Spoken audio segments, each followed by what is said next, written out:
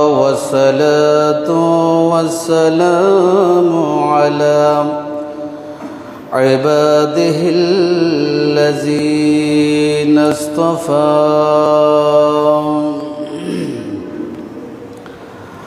أما بعد فقد قال الله تعالى عز وجل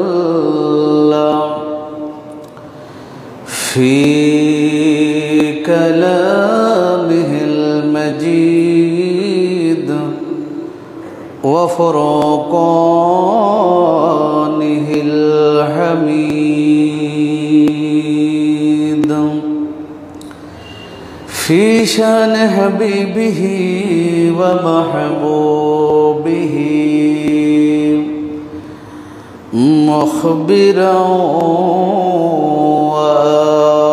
وآمرا أعوذ بالله من الشيطان الرجيم بسم الله الرحمن الرحيم إن الله وملائكته يصلون على النبي يا أيها الذين آمنوا صلوا عليه وسلموا تسليما صلى الله على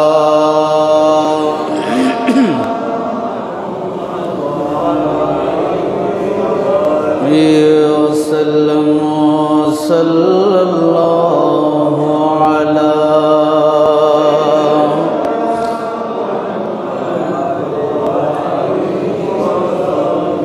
وسلم صلى الله على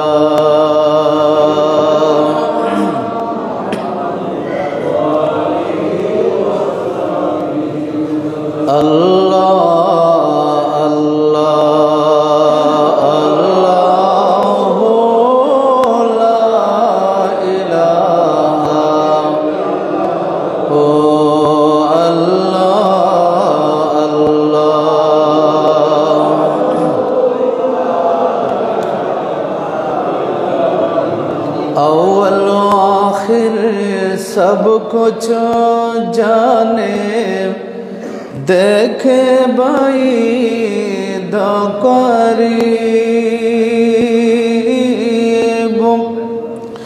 गैब की खबरी देने वाला वो अल्लाह का हबीब नबी जी अल्लाह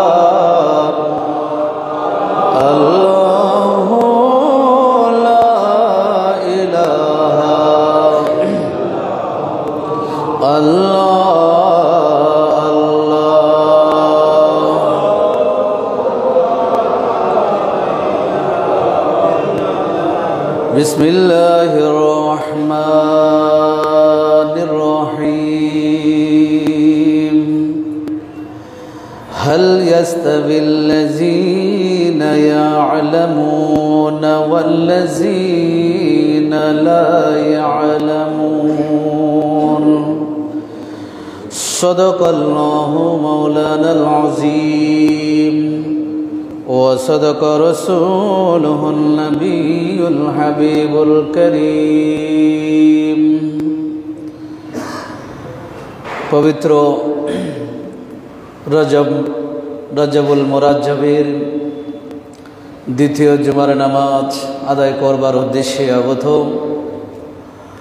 मुअज्जज मोहतरम मुसल्लियान किराम मुरब्बियान एज़ाम जुबक भाइयेरा रहिमानी व रहिमाकुमुल्लाह আসসালামু আলাইকুম ওয়া রাহমাতুল্লাহি ওয়া বারাকাতুহু। আল্লাহ রাব্বুল আলামিনের পবিত্র দরবারে শত কোটি শুকরিয়ার সাজদা আদায় করছি যে মহান রব্বুল আলামিন ফরওয়ারদিগারে আলম আমাদেরকে তার বাইতুল্লাহর মধ্যে আসার, বসার, নামাজ, তসবিহ, তাহলিল, দরুদ ও সালামের হাদিয়া পেশ করার সুযোগ করে দিয়েছেন। সকলে উঁচু আওয়াজে বলি আলহামদুলিল্লাহ। সম্মানিত উপস্থিতি, গত জুমার আলোচনার যে বাকি অংশ ছিল সে বিষয়ে কিছু কথা আপনাদের সামনে ইনশাআল্লাহ আপনাদের সাথে শেয়ার করব। আল্লাহ পাক রব্বুল আলামিন আহকামুল হাকিমিন আমাদেরকে যেন কবুল করেন, আমাদের ভুল ত্রুটিগুলো আমরা যেন সংশোধন করতে পারি। আল্লাহ আমাদেরকে তৌফিক দান করুন, সকলে বলে আমিন। গত জুমার মধ্যে আলোচনা হয়েছিল জ্ঞান কাকে বলে, জ্ঞানের মার্কাজ কোথায়, মানে জ্ঞান, দ্বীনি জ্ঞানের স্টেশন কোথায়, সে বিষয় নিয়ে সংক্ষিপ্ত সময়ে এবং সাথে সাথে কি পরিমাণ জ্ঞান আমাদের অর্জন করা দরকার, দ্বীনি জ্ঞান, সে কথাগুলো আলোচনা করেছিলাম। আজকে সর্বপ্রথম আমরা জানব জ্ঞান আগে না আমল আগে। কথা বুঝতেছেন আপনারা? জ্ঞান আগে না আমল আগে? আমরা বিভিন্ন জায়গায় যখন যাই, মাহফিলে যাই, অনেক সময় তকরির করি, নসিহত করি, অনেকে সেখানে বলে এগুলো না বলে আমলের কথা বলো, আমলের কথা বলো। শুধু আমলের কথা বলার জন্য আমাদের মধ্যে এক শ্রেণী সবসময় উৎসাহ দিয়ে থাকে, বলে থাকে, বলে এতগুলো বলো না, শুধু আমলের কথা বলো, নামাজ কীভাবে পড়বো, ওযুর কথা বলবো বলো, ইত্যাদি কথাগুলো বলো, এভাবে আমাদেরকে বলে। তো নামাজ সম্পর্কে জানা, এগুলো হচ্ছে, নামাজ হচ্ছে আমল। নামাজ কি? আমল। কিন্তু নামাজের জ্ঞান, যে জ্ঞান আমার দরকার, ওইটা হচ্ছে নামাজ পড়ার, আমল করার আগে আমাকে কি করতে হবে? জানতে হবে। এই জন্য সমস্ত উলামায়ে কেরাম এটার উপর একমত যে আপনাকে প্রথমে ইলম অর্জন করতে হবে, তারপর আপনাকে কি করতে হবে? আমল করতে হবে। আমরা জন্মসূত্রে মুসলমান, এই জন্য আমরা ইলম না শিখে আমল করতে চলে আসি। ইলম না শিখে আমল আমরা করি ওই দেখা দেখির মধ্যে। মা বাবা থেকে দেখেছি নামাজ কীভাবে পড়বো, বাস ওইভাবে নামাজ পড়ছি, কিন্তু সেই নামাজের জ্ঞান আমাদের কাছে নাই। কিন্তু উলামায়ে কেরাম বলছে ইলম হচ্ছে আগে আর আমল হচ্ছে কি পরে। আমল আসবে পরে, আগে ইলম আপনার লাগবে, ইলম লাগবে। আল্লাহ তাআলা তার কোরআনুল কারীমের মধ্যে একদিকে ইঙ্গিত দিয়েছেন। আল্লাহ তাআলা বলছেন ফাআলাম আন্নাহু লা ইলাহা ইল্লাল্লাহ। আল্লাহ বলছেন ফাআলাম, এটাই হচ্ছে ইলম। আল্লাহ বলছেন তুমি জেনে রাখো, জানো আগে যে আল্লাহ ছাড়া কোনো মাবুদ নাই, এটা প্রথমে তুমি জানো, এটা তুমি আগে জানো, তারপর বিশ্বাস করো। এই জন্য অনেকে একথা বলে যে আমার নবী 40 বছর বয়সে নবুয়ত প্রাপ্ত হয়েছেন। একথাটা সম্পূর্ণ ভুল। নবী দুনিয়াতে আসার আগে, সৃষ্টির শুরুতেই,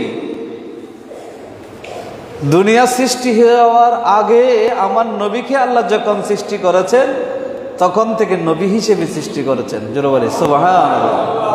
তখন থেকে তিনি নবী। এটা বিভিন্ন হাদিসের মধ্যে এসেছে। 40 বছর বয়সে নবী নবুয়ত প্রাপ্ত হয়েছেন কথা সঠিক নয়। 40 বছর বয়সে সেই নবুয়তের এলান ইজহার এটা প্রকাশ করার অনুমতি আল্লাহ তাআলা নবীকে দিয়েছেন। জোরে বলি সুবহানাল্লাহ। নবী হিসেবে প্রকাশ্যভাবে সেই প্রচারটা নবী 40 বছর বয়স থেকে শুরু করেছিলেন। এর আগেও তিনি কি ছিলেন? নবী ছিলেন। এই যে আমার নবী যখন ইসলাম প্রচার শুরু করলেন, তখন নবীজি আগে আল্লাহকে সেটা জানানোর জন্য নবী একটা পন্থা পদ্ধতি অবলম্বন করলেন।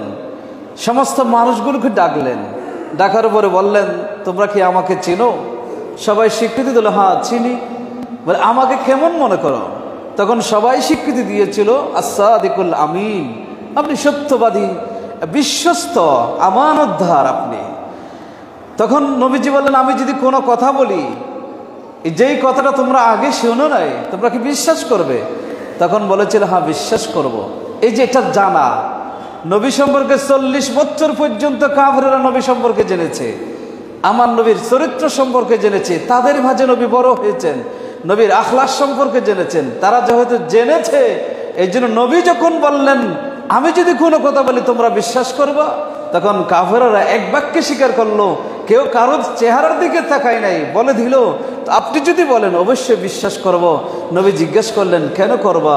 তখন তারা স্বীকৃতি দিয়েছিল, আপনি জীবনে কখনো মিথ্যা কথা বলেন নাই, আপনি জীবনে কখনো আমানতের খেয়ানত করেন নাই। জোরে বলে সুবহানাল্লাহ। তখন নবীজি বলেছেন, তাহলে তোমাদেরকে আমি জানাচ্ছি, এক আল্লাহ ছাড়া কোনো প্রভু নাই। এটা তারপর এসছে। এই জন্য আল্লাহ বলছেন, ফাআলাম, তুমি আগে জানো, আগে এলম অর্জন করো যে আন্নাহু লা ইলাহা ইল্লাল্লাহ, আল্লাহ ছাড়া কোনো প্রভু নাই। এই জন্য এলম আগে। বুখারী শরীফের মধ্যে এসেছে, নবীজি বলেছেন, আন্নাল উলামা ওয়ারাসাতুল আম্বিয়া। এই জায়গায় আমাদের কিন্তু সমস্যা। নবীজি বলেছেন, আন্নাল উলামা ওয়ারাসাতুল আম্বিয়া, আলেমগণই নবীর ওয়ারিস। আলেমগণই কার ওয়ারিস? কথা বলেন না, কার ওয়ারিস? কোনো সমস্যা আছে বলতে? একটু জবান খুলে বলবেন, কারণ আলেমরাই নবীর ওয়ারিস। সমস্ত মানুষগুলোকে নবীর ওয়ারিস বলা হয় নাই। এখানে হাজারো মানুষ নামাজ পড়তে আসি, আমাদের সবাইকে কিন্তু নবীর ওয়ারিস বলা হয় নাই। কাকে বলা হয়েছে? আলেমকে বলা হয়েছে। যারা এলমদার, যারা জ্ঞান অর্জন করেছে, দ্বীনের জ্ঞান যারা অর্জন করেছে, তাদেরকে কি বলা হয়েছে? নবীর ওয়ারিস বলা হয়েছে। বলে কেন? কারণ ওয়ারাসুল ইলমা, কারণ সমস্ত নবীরা পরিত্যক্ত সম্পদ হিসেবে আমরা জায়গা জমিন রেখে যাই আমাদের সন্তানদের জন্য, ওয়ারিসদের জন্য। কিন্তু নবীরা সন্তানের জন্য, ওয়ারিসদের জন্য কোনো সম্পদ রেখে যায় নাই। নবীরা সম্পদ রেখে যে ওই সমস্ত ব্যক্তিরা যারা ওই জ্ঞান অর্জন করবে, সেই জ্ঞানটা সম্পদ হিসেবে রেখে গিয়েছে। যারাই অর্জন করবে, কিয়ামত পর্যন্ত তারা নবীর ওয়ারিস হতে পারবে। জোরে বলে সুবহানাল্লাহ। নবীজি বলেছেন, মান আখাযাহু আহাযা বিহাজ্জিন ওয়াফিরিন, যারা এটা গ্রহণ করলো তারা পরিপূর্ণ আল্লাহর নিয়ামতটা তারা গ্রহণ করলো। ওয়ামান সালাকা তরিকান ইয়াতলুবু বিহি ইলমান সাহালাল্লাহু লাহু তরিকান ইলাল জান্নাহ, যারা এই জ্ঞান অর্জন করার পথে যারা রাস্তা চললো, আল্লাহ তাআলা সেই রাস্তা দিয়ে চলতে চলতে তার জন্য জান্নাতের পথ সহজ করে দিবেন। জোরে বলে সুবহানাল্লাহ। এটার মানে হলো, আপনি শরীয়তের একটা মাসালা শেখার জন্য আপনি প্রতিদিন মসজিদে আসা যাওয়া করেন, একটা শরীয়তের বিধান শেখার জন্য সবসময় এলমের মজলিসে আসা যাওয়া করেন। এই আসা যাওয়া করতে করতে করতে এক সময় গিয়ে আপনার মৃত্যু হয়ে গেল। তখন রসুল বলছেন, ওই যে আপনি শরীয়তের বিষয়টা জানার জন্য আপনি যে চেষ্টা চালিয়েছেন, আসা যাওয়া করছিলেন, সময় ব্যয় করেছেন, সব সময় যাতায়াত করতেন, এই পথে যখন আপনার মৃত্যু হলো, সংসার করেছেন, সব কিছু করেছেন, কিন্তু আপনার মাথায় ছিল শরীয়তের এই বিষয়টা জানবো, নামাজের মশলা জানবো, ইমানের মশলা জানবো, দ্বীনের জ্ঞান অর্জন করব। এই নিয়তটা থাকার কারণে আল্লাহ আপনার জন্য জান্নাতের পথ সহজ করে দিবেন। জোরে বলে সুবহানাল্লাহ। তাহলে আমাদের জন্য সেই জান্নাতের পথ এলম অর্জনের মাধ্যমে কি হয়ে যাবে? সহজ হয়ে যাবে। তো যে কথাটা বলতে চাচ্ছিলাম, আলেমরাই হলো নবীর কি? কথা বলেন, আলেমরা কি নবীর ওয়ারিস? নবীর কি ওয়ারিস? তাহলে দিনের যদি এলম যদি জানতে চাই, দিনের কোনো ফতোয়া যদি আমার লাগে, আমার প্রয়োজন হয়, দিনের শরীয়তের কোনো মাসালা যদি আমার প্রয়োজন হয়, কার কাছে যেতে হবে? কার কাছে যেতে হবে বলেন না? আলেমের কাছে যেতে হবে। কার কাছে? আলেমের কাছে যেতে হবে। কারণ নবী বলেছেন, যারা আলেম কিয়ামত পর্যন্ত তারাই আমার ওয়ারিস। এখন তোমার যদি কোনো কিছু প্রয়োজন হয়, সাহাবীদের প্রয়োজন ছিল, নবীর কাছে গিয়েছেন, আর নবী বলছেন পৃথিবীতে আলেমরাই আমার ওয়ারিস। তখন কিয়ামত পর্যন্ত তোমাদের যদি কোনো কিছু প্রয়োজন হয়, দ্বীনের জ্ঞান প্রয়োজন হয়, তাহলে তোমরা কোথায় যাবে? আলেমদের কাছে যাবে। এখন আলেমদের কাছে যাওয়া হয় না। দুঃখের বিষয় এই জায়গায় মোবাইল আছে, ডিজিটাল হয়ে গেছে, হাদিসের কিতাবগুলো অ্যাপস আকারে বাংলা অনুবাদ করে মোবাইলে দেওয়া আছে, সাথে সাথে মোবাইলে চার্জ করে অনুবাদ একটা নিয়ে আসে, বলে বুখারীতে আছে, বুখারীতে আছে, ফতোয়া আপনার ঘরে চলে যাচ্ছে, আপনার ঘরে ফতোয়া আছে, ইউটিউব আছে, সেখানে চার্জ করছে, এই মশালার সমাধান কি হবে, এখানে চার্জ করে সমাধান দিয়ে দেওয়া হলো। কিন্তু আমি জানি না যিনি সমাধান দিয়েছেন তিনি কি আসলে আলেম না অন্য কিছু, না কারো নির্দিষ্ট এজেন্ডা বাস্তবায়ন করার জন্য সেখানে এই কাজগুলো করা যাচ্ছে, সেটা আমার জানা নাই। এই জন্য সরাসরি মুবাশারাতান লাইভ যাকে বলে, যাদের সাথে আপনার সংযোগ আছে, সেই আলেমের কাছে আপনি যান, তাদের কাছে আপনি জিজ্ঞাসা করেন। এই জন্য যারা আলেম নয় তাদেরও উচিত হচ্ছে যে কোনো বিষয়ে কি না দেওয়া, ফতোয়া না দেওয়া। কথা বুঝতেছেন আপনারা? সাহাবায়ে কেরাম আমরা তো মোবাইল থেকে বের করে হাদিস বর্ণনা করি। ইমাম মালিকের জীবনী দেখেন, ইমাম মালিক রাদিয়াল্লাহু তাআলা আনহুর কাছে যখন আসা হতো, তখন যদি কোনো শরীয়তের ফতোয়া জিজ্ঞেস করা হতো, তখন তিনি বসে সাথে সাথে সমাধান দিয়ে দিতেন। যখন আল্লাহ রসুলের কোনো হাদিস জিজ্ঞেস করা হতো, বলে এরকম কোনো হাদিস আছে কিনা, তখন তিনি বলে তুমি বসো, তখন তিনি গোসল করতে যেতেন, গোসল করতেন, আবার নতুন করে ওযু করতেন, ওযু করে এই যে রাজকীয় পোশাক তিনি পরিধান করতেন, রাজকীয় পোশাক পরিধান করে তার নির্দিষ্ট যেটা সিংহাসন, সেটার মধ্যে রাজা বাদশার মতো করে তিনি উপবিষ্ট হতেন। উপবিষ্ট হওয়ার পরে তারপর বলতে কি তোমার প্রশ্ন জিজ্ঞাসা করো, তখন সেই হাদিস যখন জিজ্ঞাসা করা হতো, সেই রাজকীয় বেশে তিনি হাদিসগুলো জবাব দিতেন। জোরে বলে সুবহানাল্লাহ। জিজ্ঞাসা করা হলো আপনি এই কাজটা কেন করেন, তখন তিনি বলেন ফতোয়া যেমন তেমন দেওয়া যায়, কিন্তু যে কোনো বৈঠকে দেওয়া যায়, কিন্তু আল্লাহ রসুলের হাদিস, আল্লাহ রসুল ছিলেন পৃথিবীর মধ্যে শ্রেষ্ঠ একটা মখলুক। আমার রসুল যদি না হতো, আল্লাহ এই যে কুল কায়নাতই সৃষ্টি করতেন না। তো সেই রসুলের জবান থেকে একটা হাদিস বের হয়েছে, সেই হাদিস আমি জানি, আপনি আমার কাছে জানতে চেয়েছেন, এটা যদি সহজভাবে দিয়ে দিই, তাহলে সেই হাদিসের রসুল যেভাবে বেমিসাল সম্মানের দিক দিয়ে, সেই রসুলের হাদিসটাও যদি বেমিসাল হিসেবে সম্মানের সাথে, ইজ্জতের সাথে যদি আমি বর্ণনা করতে না পারি, তাহলে নবীর উম্মত হিসেবে আমি যোগ্যতা কখনো লাভ করতে পারবো? কথা বুঝতেছেন? এখন পকেট থেকে বের করে হাদিস বলে দেওয়া হয়। এই জাতি, এগুলো থেকে আমাদেরকে দূরে থাকতে হবে। হাদিসকে সম্মান করতে হবে, শুধু রসুলের কথাকে সম্মান নয়, রসুলকেও আমাদেরকে কি করতে হবে? সম্মান করতে হবে। রসুলের বিষয়টা যেখানে আসবে সেখানে আমাদেরকে সতর্ক থাকতে হবে। আমি সবসময় বলি, আমার মা যেটা, সেটা আমার বাবার কি? কথা বলেন, আমার বাবার কি? স্ত্রী না, বউ। আমার বাবার বউ যেটা, ওটা হচ্ছে আমার কি? মা। তো আমার বাবার বউ এটাও শুদ্ধ, আমার মা এটাও শুদ্ধ। এখন আমি ডাকার সময় কোনটা শব্দ বলবো? আমি যদি মা হিসেবে সম্বোধন করি, এটা সহি। আর যদি বলি আমার বাবার বউ, এদিকে আসো, শুদ্ধ হবে? আচ্ছা, মা কি বলবে? সন্তানকে বেয়াদব বলবে না? কিন্তু কথাটা শুদ্ধ। এটা তো আমার বাবার বউ, ঠিক আছে, আমার বাবার বউ কি আছে, ঠিক আছে। তো এটা আমি বলতে পারবো না, কারণ ওই শব্দটা আমার পক্ষ থেকে যদি উচ্চারণ করা হয়, তখন পুরো সমাজ আমাকে কি বলবে? বেয়াদব বলবে। তো নবীজির জীবনে এমন কিছু ঘটনা আছে, এমন কিছু বিষয় আছে, ওই বিষয়গুলো যখন আপনার সামনে চলে আসবে, তখন আপনাকে সাবধানতা অবলম্বন করতে হবে। ওই জায়গায় আপনাকে খেয়াল করতে হবে। আমার শব্দ চয়ন যেটা থাকবে ওখানে খেয়াল করতে হবে যে আমি কোন শব্দটা নবীর শানে ব্যবহার করছি। আল্লাহ কোরআন দেখেন, আমি আগেই কোন একটা জুমার মধ্যে বলেছিলাম আল্লাহ তাআলা পুরো কোরআন শরীফের মধ্যে আমার নবীকে যতবার সম্বোধন করেছেন ততবার আমার নবীর নাম ধরে কি করেন নাই? সম্বোধন করেন নাই। কারণ নবীর নাম ধরে যদি আল্লাহ সম্বোধন করে তাহলে বন্ধ হয়তো সম্বোধন করে ফেলবে। তা আমার আল্লাহ চাই নাই আমার নবীর নাম ধরে সম্বোধন করুক, এই জন্য আমার আল্লাহ নবীর ডাকনাম দিয়ে, নবীর সিফাতে নাম দিয়ে কোরআনে সম্বোধন করেছেন। জোরে বলে সুবহানাল্লাহ। আল্লাহ বলেছেন ইয়া আইয়ুহাল মুযাম্মিল, ইয়া আইয়ুহাল মুদ্দাসসির, আল্লাহ বলেছেন ইয়াসিন, আল্লাহ বলেছেন তাহা। আল্লাহ কখনো নবীকে ইয়া আহমদ কিংবা ইয়া মুহাম্মদ এই নামে কখনো সম্বোধন করে। এগুলো আমাদেরকে বোঝানোর জন্য বলা হয়েছে। এই জন্য মুফাসসিরিনে কোরআন বলেছেন নবীকে যদি ডাকতে হয় বলবা ইয়া রাসূলুল্লাহ, নবীকে যদি ডাকতে হয় বলবা ইয়া রাহমাতাল লিল আলামিন। এভাবে কি নবীকে সম্বোধন করবা, তাহলে ইয়া খাতামান নবিয়্যিন এভাবে সম্বোধন করবা। নবীকে নাম ধরে কখনো সম্বোধন করা যাবে না।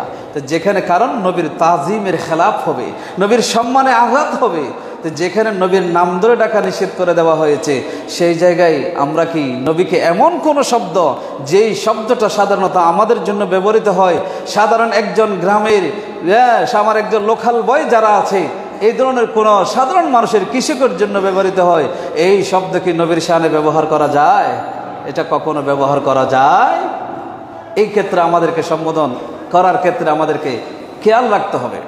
হযরত আল্লাহ রাসূল সাল্লাল্লাহু আলাইহি ওয়াসাল্লাম মা হালিমা সাদিয়া রাদিয়াল্লাহু তাআলা আনহার ঘরে দুদুভাইদের সাথে ছাগল চড়াতে গিয়েছিলেন, ঠিক না? গিয়েছিলেন, ভাইদের সাথে ছাগল চড়িয়েছেন। এই ছাগল চড়ানো এটা একটা কাজ যে নবীজি ছোটবেলা ভাইদের সাথে গিয়েছিলেন, মাঠে গিয়েছিলেন, ঠিক আছে, কিন্তু এই বলে এই জন্য নবীকে 1500 বছর পরে এসে রাখাল ডাকতে হবে, নবীকে রাখাল বলে সম্বোধন করতে হবে, এটা কখনো মানা? আমার কথাগুলো বুঝতেছেন আপনারা? আমি নির্দিষ্ট কোনো ব্যক্তিকে বলছি না, আমি শরীয়তের যে বিষয়টা উলামায়ে কেরাম আহলে সুন্নাত ওয়াল জামাতের আকীদায় যেটা আঘাত আসে সেই কথাটা বলছি। এই জন্য আমি সংশোধনের জন্য চেষ্টা করছি। কোরআন শরীফের মধ্যে একটি আয়াত আছে, এক সময় আল্লাহ রাসূল সাল্লাল্লাহু আলাইহি ওয়াসাল্লাম যখন মজলিসে কথা বলতেন নবী 3 বার করে কথা বলতেন। কাউকে সালাম দিলে নবীজি 3 বার করে সালাম দিতেন। যখন নবীজি কথা বলতেন 3 বার বলতেন। তো মজলিসে যারা বসে সমস্ত ছাত্র কিন্তু এক সমান হয় না। কেউ প্রথম বলার সাথে সাথে বুঝতে পারে, অনেকে 2 বার বলার পরে বুঝতে পারে, অনেকে 3 বার বলার পরে বুঝতে পারে, অনেকে এরপরও বুঝতে পারে। তখন অনেক সাহাবী ছিল যখন বুঝতে পারতেন না তখন তারা নবীজিকে বলতেন ইয়া রাসূলুল্লাহ আমাদের দিকে একটু লক্ষ্য করুন, আমাদের দিকে একটু লক্ষ্য করুন। এটা আরবিতে শব্দ হচ্ছে রাইনা, রালিফ আইন নুন আলিফ, রাইনা, এই শব্দটা বলতেন। কোরআন শরীফে এটা আছে সূরা বাকারার মধ্যে 154 নম্বর আয়াত সম্ভবত। বলে আমাদের দিকে একটু লক্ষ্য করুন, এই শব্দের অর্থ হচ্ছে সেটা। তো রাইনা শব্দের অর্থ হচ্ছে আমাদের দিকে লক্ষ্য করুন, আমাদেরকে একটু খেয়াল করুন, আমরা বুঝি নাই, মানে এটা কাউন্টার দেওয়া। তো নবীজি কথা বলছেন, এখানে কাউন্টার দিচ্ছে সাহাবায়ে কেরাম বলে আমাদের দিকে একটু লক্ষ্য করুন। তখন এই শব্দটা সাহাবীরা কোনো অসৎ উদ্দেশ্যে বলে নাই, এই শব্দের অর্থের মধ্যে কোনো অপমানজনক কোনো কিছু ছিল না। সাহাবীরা সৎ উদ্দেশ্যে বলেছেন ইয়া রাসূলুল্লাহ আমরা বুঝি নাই, আরেকটু রিপিট করে আমাদেরকে বুঝিয়ে বলুন, এই কথা সাহাবায়ে কেরাম বলতে চেয়েছিলেন। এই শব্দটা কাফেরেরা, ইহুদিরা, খ্রিস্টানেরা যখন দেখলো এই শব্দটাকে একটু কি করা যায়, ব্যঙ্গ করা যায়, নবীর শানে আঘাত করা যায়, তখন তারা শব্দটাকে আইনের পরে একটা ইয়ে যুক্ত করে রাইনা, একটু টান দিয়ে বলে। তখন তারা এই শব্দটাকে বলে তারা প্রচার এবং মানুষের মাঝে এটা প্রচার করতে লাগলো। বলে কেমন নবী, বলে উনি নবী আর ওনার যে সাহাবা তারা নিজেরাই সেই নবীকে তারা রাখাল বলে সম্বোধন করছে। জোরে বলি নাউযুবিল্লাহ। এই কথা কাফেররা প্রচার এবং প্রসার করতে শুরু করলো যে রাইনা, তারা নিজেরাই তাদের নবীকে রাখাল বলতেছে। এই ধরনের কথা তারা কাফেররা রটিয়ে দিল। এই কথা যখন নবীজির দরবারে আসলো, নবীজি স্বাভাবিকভাবে একটু মনক্ষুণ্ণ হলো। তখন আল্লাহ তাআলা আয়াত নাজিল করলেন, ইয়া আইয়ুহাল্লাযীনা আমানু লা তাকুলু রাঈনা, তোমরা যে তোমাদের দিকে লক্ষ্য করার জন্য, তোমাদের প্রতি খেয়াল করার জন্য রাঈনা শব্দটা বলো, আল্লাহ বলছেন এই শব্দটাও বলবে না। জোরে বলেন না সুবহানাল্লাহ। বলে এই শব্দের ভিতর কোনো অর্থ সমস্যা আছে এটা আমি বলছি না। আল্লাহ বলেন যে এটা শব্দটা ঠিক আছে, কিন্তু এই শব্দটা তোমরা নবীর শানে বলবা না, কারণ এই শব্দটাকে ব্যঙ্গ করে কাফেরেরা, বেদীনেরা আমার নবীর শানে কি করছে? আঘাত করছে। এই শব্দটাও তোমরা বলা পরিহার করো। আল্লাহ বলছেন তো আমরা কি বলবো? তা আল্লাহ বলছেন ওয়াকুলু উনজুরনা, ওই শব্দের পরিবর্তে তোমরা যদি প্রয়োজন হয় তখন নবীর সামনে তোমরা বলবা উনজুরনা, হে রাসূল আমাদের দিকে লক্ষ্য করুন। জোরে বলে সুবহানাল্লাহ। আল্লাহ বলছেন এটা হচ্ছে একটা কাউন্টার দেওয়া। কেউ কথা বলছে, তার কথার মাঝখানে কথা বলা। আল্লাহ বলছেন আমার নবী কথা বললে তোমাদের দায়িত্ব হচ্ছে কান পেতে শোনা, কথা বলা, মাঝখানে রসুলকে স্পষ্ট করা, মাঝখানে রসুলকে কাউন্টার দেওয়া, এটা রসুলের শানে আঘাত হয়। এই জন্য ওয়াসমাউ, তোমরা মনোযোগ দিয়ে শুনবা, যেন দ্বিতীয়বার জিজ্ঞেস করতে না হয়। রসুল কথা বললে সেখানে রসুলের কথার মাঝখানে যেন রসুলের কাছে জিজ্ঞেস করতে না হয়, স্পর্শ করতে না হয়, এই ধরনের পরিবেশের জন্য না আসে। এই জন্য তোমরা আমার রসুলের কথা মনোযোগ দিয়ে শুনবা। জোরে বলে সুবহানাল্লাহ। তাহলে রাখাল বলা এটা কাফেররা, ইহুদিরা শুরু করেছিল, এটা তারা রটিয়ে দিয়েছিল। আল্লাহ ওই শব্দটা বলতে আল্লাহ নিষেধ করে দিয়েছেন। তাহলে যেই শব্দটা বলতে আল্লাহ তাআলা নিষেধ করে দিয়েছেন, তো নবী কখন ছাগল চড়িয়েছেন? এই জন্য 1500 বছর পরে এসে আমরা যদি আবারও বলি নবী রাখাল ছিলেন, এটা উচিত হবে? কথা বলেন না, উচিত হবে? নবীকে তারা রাখাল বলতে চেয়েছিল কাফেরেরা, আর রাখাল বলা এটা ইহুদিদের শব্দ। নবীকে রাখাল বলা, নবীকে রাখাল বলা এই কথাটা ইহুদিদের চয়ন করা শব্দ, এটা কোনো ইমানদারের চয়ন করা শব্দ নয়।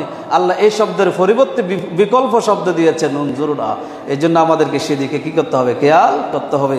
আল্লাহ আমাদেরকে বুঝার তৌফিক দান করে, সকলে বলি আমিন। আল্লাহ সম্পর্কে জ্ঞান অর্জন করতে হবে, প্রাথমিকভাবে নবী সম্পর্কে জ্ঞান অর্জন করতে হবে।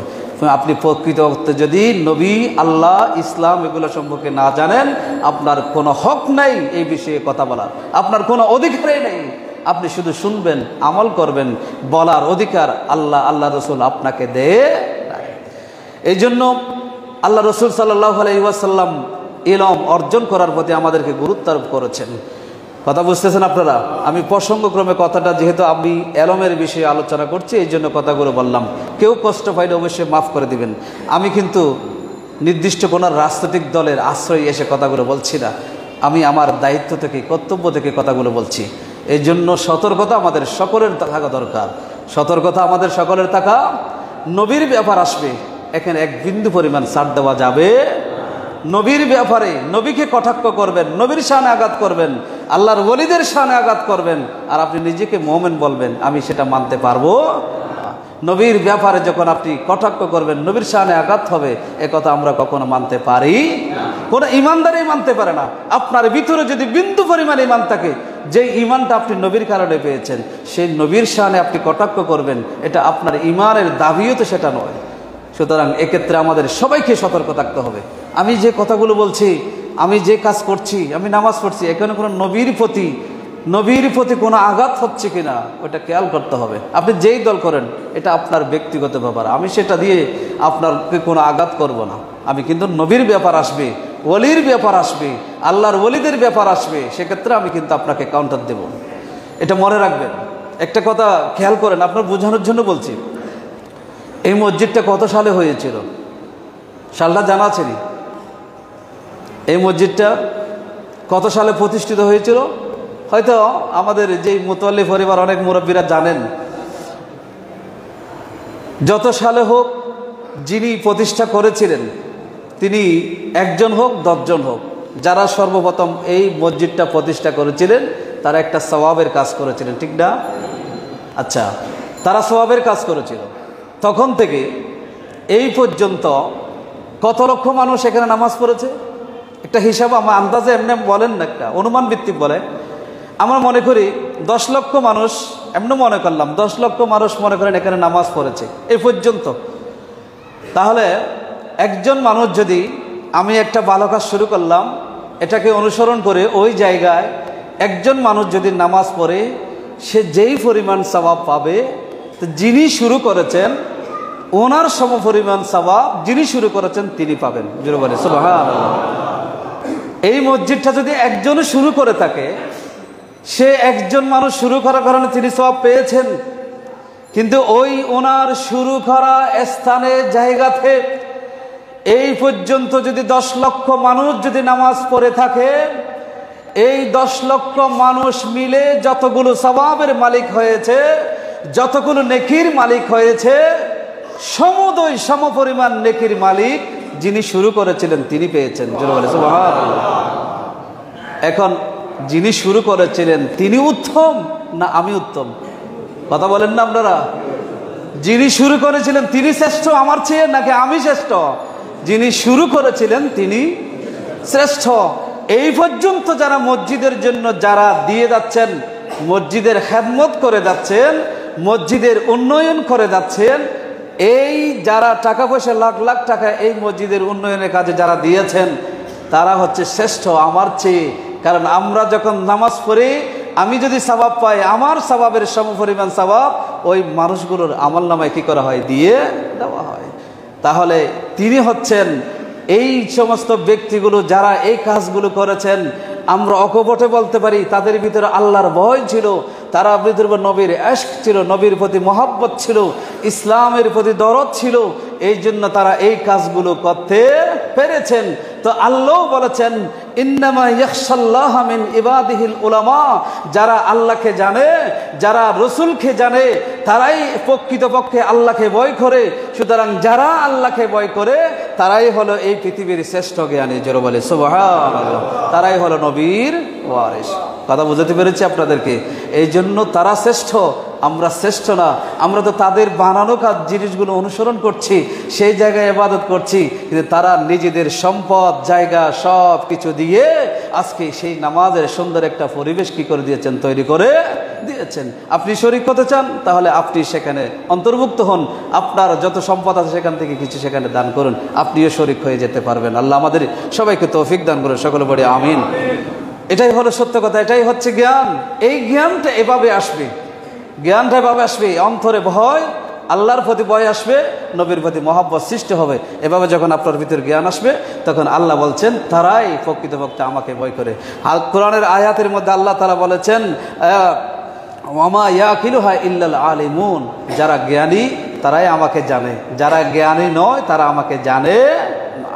আল্লাহ তাআলা আরো বলেছেন ওয়াকালু লাউ কুন্না নাসমাউ আও নাকিলু মা কুন্না ফি আসহাবিস সাঈদ, জাহান্নামীরা জাহান্নামে যাওয়ার পরে বলবে আমরা যদি আল্লাহকে বুঝতে পারতাম, আল্লাহর কথাগুলো শুনতে পারতাম, শুনতাম, তাহলে আজকে আমাদেরকে জাহান্নামে আসতে হতো না।